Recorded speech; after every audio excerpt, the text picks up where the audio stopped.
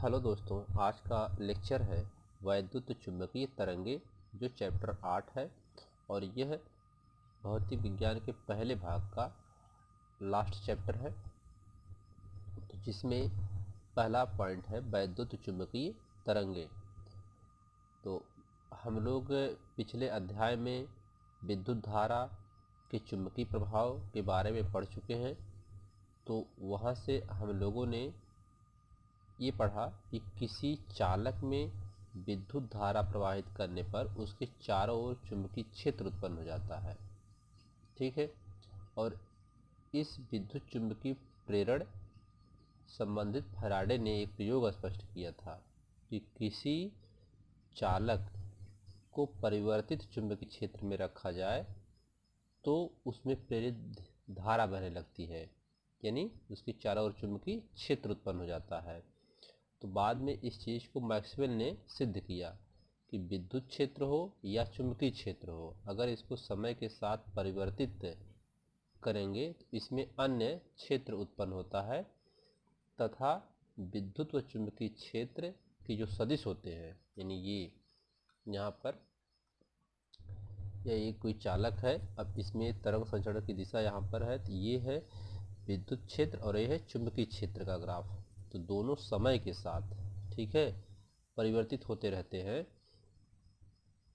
तो ये विद्युत क्षेत्र चुंबकीय क्षेत्र इस सदिश के रूप में परिवर्तित होते और परस्पर लंबवत आगे बढ़ते रहते हैं। तो परस्पर लंबवत होने के कारण वातावरण में एक विक्षोभ उत्पन्न कर देते हैं, अर्थात एक विक्षोभ का निर्माण कर देते हैं। तो जिसे हम विद्युत चुंबकीय तरंगे कहते हैं। ठीक है। ये कौन सा है, ये इधर देखिए, चुंबकीय क्षेत्र है, विद्युत क्षेत्र है और इधर चुंबकीय क्षेत्र है। ठीक है। तो ये जो होते हैं ये दोनों इसमें वातावरण में एक विक्षोभ उत्पन्न कर देते हैं, तो जिसे हम विद्युत चुंबकीय तरंगे कहते हैं। ठीक है। तो अब पहला पॉइंट है पहले पार्ट का, तो वैद्युत चुंबकीय तरंगे जिन तरंगों के संचरण के लिए माध्यम की आवश्यकता नहीं होती है उन्हें वैद्युत चुंबकीय तरंगे अथवा अप्रत्यास्थ तरंगे कहते हैं। ठीक है। ये तरंगे अनुप्रस्थ होती हैं, यानी इन तरंगों को जो इस प्रकार से चलती हैं उनको अनुप्रस्थ भी कहते हैं। ठीक है। ये तरंगे अनुप्रस्थ होती हैं तथा निर्वात में प्रकाश की चाल से गति करती हैं। तो ये निर्वात में किस चाल से गति करती हैं? प्रकाश की चाल से गति करती हैं। अब इनके गुण क्या हैं?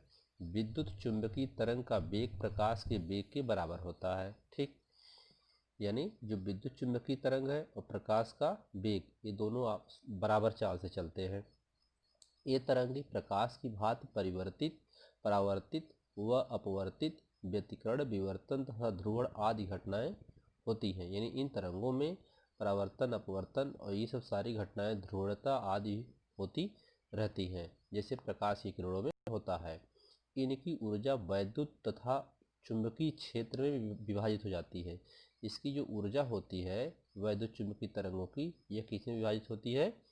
वैद्युत क्षेत्र तथा चुंबकीय क्षेत्र में विभाजित हो जाती है। ठीक है। अगला है विद्युत चुंबकीय तरंगों में विद्युत व चुंबकीय क्षेत्रों के महत्तम मान ई नाट व वी नाट का अनुपात। ये ई नाट है, ये वी नाट है। अब ये विद्युत चुंबकीय तरंगे हैं दोनों, और इसमें एक है आपका चुंबकीय क्षेत्र है और एक आपका विद्युत क्षेत्र है। तो ये ई नाट और बी नाट अर्थात ई मैक्सिमम और बी मैक्सिमम का अनुपात निर्वात में विद्युत चुंबकीय तरंगों की चाल के बराबर होता है। तो निर्वात में तो चाल सी बराबर ई नाट बटा वी नाट, यानी विद्युत क्षेत्र बटा चुंबकीय क्षेत्र, यह जो होता है चुंबकीय तरंगों की चाल के सी बराबर चाल के बराबर होता है। ठीक है। ये तरंगे त्वरित आवेशित कणों द्वारा उत्पन्न होती हैं। ठीक, इन तरंगों की प्रकृति अनुप्रस्थ होती है। अनुप्रस्थ मतलब ये लूप बना करके चलती हैं। विद्युत चुंबकीय तरंग में विद्युत क्षेत्र एवं चुंबकीय क्षेत्र सदिश समान कला में होते हैं। ये फिगर के माध्यम से आप देख सकते हैं कि इनका जो विद्युत क्षेत्र है और चुंबकीय क्षेत्र है दोनों समान कला में होते हैं। ठीक है, इनकी कलाएं समान होती हैं, समान कला में होते हैं, परंतु परस्पर लंबवत दोलन करते इनके बीच कलांतर π/2 होता है। ये लंबवत दोलन करते हैं अर्थात 90 डिग्री पे, यहाँ देखिए लंबवत दोलन करते हैं, π/2 होगा। ठीक है, एक दूसरे के जो ये दोलन करते हैं लंबवत करते हैं, तो यहाँ π/2 पर दोलन करते हैं। ये तरंगे आवेशों की त्वरित गति से उत्पन्न होती हैं। जैसे जब इलेक्ट्रॉन उच्च ऊर्जा स्तर से निम्न ऊर्जा स्तर में जाता है तो इलेक्ट्रॉन से उत्सर्जित तरंग विद्युत चुंबकीय तरंगे होती हैं। ठीक है, तो ये तरंगे जो होती हैं आवेशों की त्वरित गति से उत्पन्न होती हैं। ठीक है, तो जैसे इलेक्ट्रॉन क्या करता है कि जब उच्च इलेक्ट्रॉन का ऊर्जा स्तर निम्न ऊर्जा स्तर की तरफ जाता है तो इलेक्ट्रॉन से उत्सर्जित जो तरंग होती है वह विद्युत चुंबकीय तरंगे होती है। अगला है किसी पदार्थिक यानी कोई पदार्थ माध्यम में वैद्युत चुंबकीय तरंग की चाल v बराबर 1/√μe या c/μr/εr। तो μr माध्यम की आपेक्षिक चुंबकशीलता और εr, यहाँ εr जो है वह माध्यम की आपेक्षिक वैद्युतशीलता है। ठीक है, अब वैद्युत चुंबकीय तरंगे उदासीन होती हैं, अतः ये वैद्युत व चुंबकीय क्षेत्रों द्वारा विक्षेपित नहीं होती हैं। ठीक है, वैद्युत चुंबकीय तरंगे और उदासीन होती हैं। क्यों? क्योंकि वैद्युत व चुंबकीय क्षेत्रों द्वारा विक्षेपित नहीं होती हैं, इसलिए उदासीन होती हैं। ये तरंगे वैद्युत तथा चुंबकीय क्षेत्रों से प्रभावित नहीं होती हैं, परंतु फोटोग्राफिक प्लेट को प्रभावित करती हैं। ठीक है, विद्युत चुंबकीय तरंगों में ऊर्जा तथा संवेग निहित होता है। इसमें जो विद्युत चुंबकीय तरंगे होती है इसमें ऊर्जा और संवेग निहित रहता है।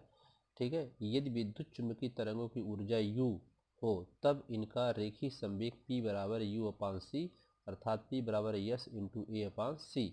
अब इसमें यस क्या है? यस पॉइंटिंग सदिश है जो कि तरंग संचरण के लंबवत एकांक क्षेत्रफल में एकांक समय में प्रवाहित ऊर्जा को व्यक्त करता है। ये जो यस है पॉइंटिंग सदिश है जो क्या करता है, तरंग संचरण के लंबवत एकांक क्षेत्रफल में एकांक समय में प्रवाहित ऊर्जा को व्यक्त करता है। अर्थात इसका सदिश पॉइंटिंग सदिश यस बराबर E/b/μ0 होता है।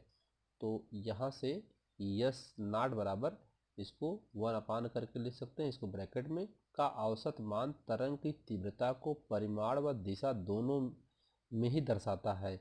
यानी जो तरंग का औसत मान होता है उसकी तीव्रता और तीव्रता को जो तरंग की तीव्रता का औसत मान होता है वह परिमाण व दिशा दोनों में ही दर्शाता है यह पॉइंटिंग सदिश। ठीक है, तो आज इस लेक्चर में इतना ही। धन्यवाद।